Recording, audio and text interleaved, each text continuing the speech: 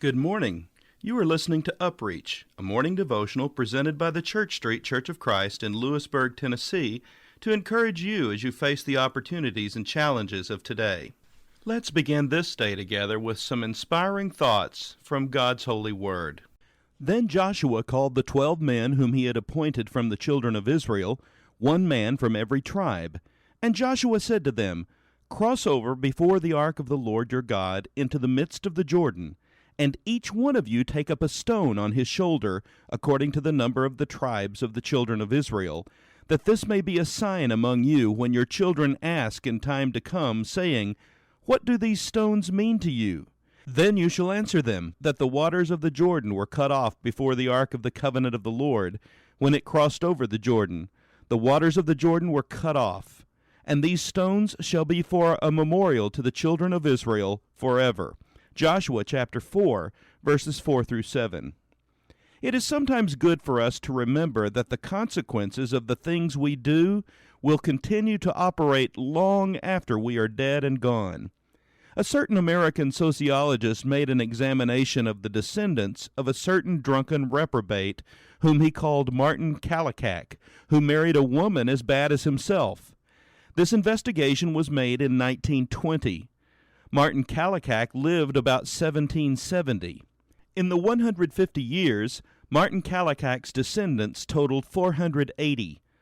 Of these, 143 were feeble-minded, 36 were illegitimate, 24 were alcoholics, 3 were epileptics, 82 died in infancy, and 3 were executed for capital crimes. It is easy to see what an unstoppable stream of evil Martin Kallikak unloosed upon this world. It is good for one to remember that he leaves a legacy to generations still unborn.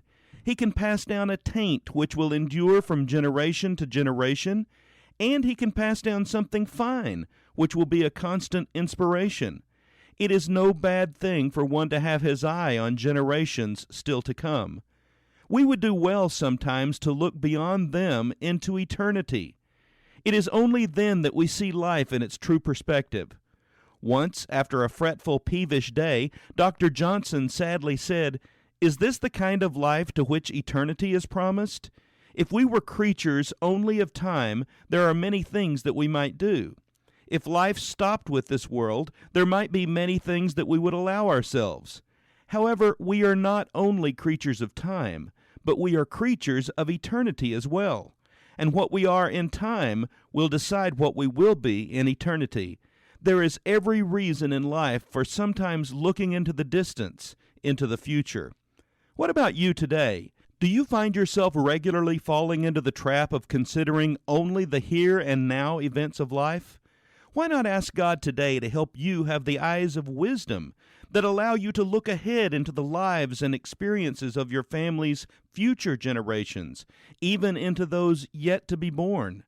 What kind of name, reputation, and legacy will you be leaving for them?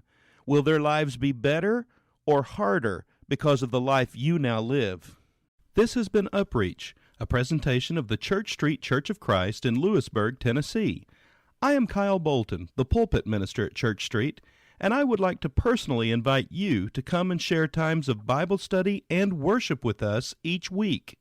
We meet every Sunday at 9 o'clock a.m. for our morning worship, followed by our Sunday school for all ages at 10:15 a.m. Then we meet again at 6 o'clock p.m. for our evening worship. We also have a midweek meeting for devotion and Bible study on Wednesdays at 6:30 p.m. I hope to see you there. Have a blessed day. No tears in heaven, no sorrows given, all will be glory in that land. There'll be no sadness, all will be gladness, when we shall join that happy band. No tears in heaven fares, no tears up there, sorrow and pain will all have flown. No tears in heaven fares, no tears up there, no tears in heaven will be known. Glory is waiting up yonder, where we shall spend an endless